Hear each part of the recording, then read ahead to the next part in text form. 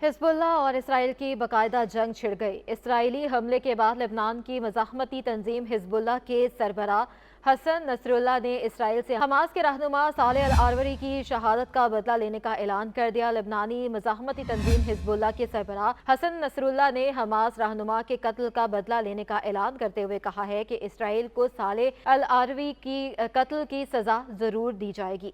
General Salmani शहादत की चौथी बरसी पर अपने खिताब में हिज़्ब उल्लाह के सरबराह हसन नसरुल्लाह ने कहा कि अगर इसराइल लेबनान के खिलाफ जंग छेड़ता है तो इनकी महदूद जंग का दायरा खत्म हो जाएगा। हसन नसरुल्लाह ने दो टोक अल्फाज में इसराइल को वाज़ेह कर दिया कि फिर इनकी लड़ाई की ना कोई हद होगी, ना ही कोई असूल होगा और इसराइल को ऐसा नुकसान पहुंचाएंगे कि इसकी आने वाली नस्लें भी याद रखेंगी। हसन नसरुल्लाह ने कहा कि गजा जंग से इसराइल की ताकत का भरम टूटा है और इसराइल के वजूद को खतरा लाहक हो गया है।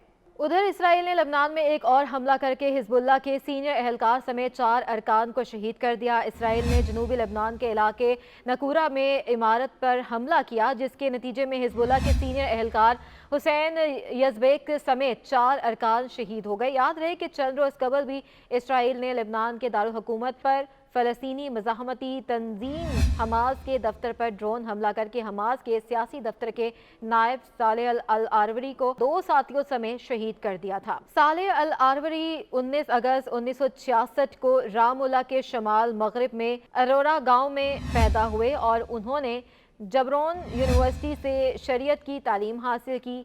सालेह अल आरवरी ने कम उम्री में अख्वान अल मुस्लिमून और शमूलियत इख्तियार की और फिर 1987 में हमास के कारकुनों में शमूलियत इख्तियार की और 1991 से 1992 के दरमियान मगरबी किनारे में अल-कस्साम ब्रिगेड के क़याम में हिस्सा लिया। इसराइल की जेलों में 20 साल गुजारने वाले असमत मंसूर के मुताबिक वो 1994 से लेकर अब तक कई साल तक सालेह अल आरवरी के साथ रहे हैं। अल आरवरी ने तवील अरसा इसराइल की हिरासत में गुजारा, ताहम किसी मुकदमे में उनके खिलाफ इल्ज़ामात साबित नहीं हुए थे।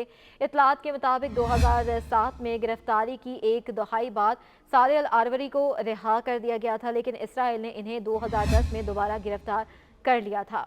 फिर अपने इंतखाब के चंद दिन बाद सालेह अल आरवरी ने तेहरान का दौरा किया और हिज़्बुल्लाह के रहनुमा हसन नसरुल्लाह से अवामी तौर पर मुलाकात की। सालेह अल आरवरी को 2021 में मगरबी किनारे में हमास का सरबराह भी मुंतखब किया गया था। गुज़िश्ता साल अक्टूबर में हमास की क़यादत में इसराइल पर होने वाले हमले में 1200 से ज़ायद अफराद हलाक होने के बाद अल आरवरी को नसरुल्लाह और फ़लस्तीनी इस्लामी जहाद के सेक्रेटरी जनरल ज़ियादा अल खल्हा से मुलाकात करते हुए देखा गया था। हिज़्बुल्लाह के अल मनार टीवी के मुताबिक तीनों रहनुमाओं ने गजा और मगरबी किनारे में फ़लस्तीनी अवाम के खिलाफ इसराइली जारिब को रोकने और इसमें कामयाबी हासिल करने के तरीक़ाकार पर तबादला ख्याल किया और इसराइली मीडिया ने इन्हें इसराइल का ड्रोना ख्वाब और ईरान और हिज़्बुल्लाह के ताल्लुकात का गॉडफादर करार दिया था।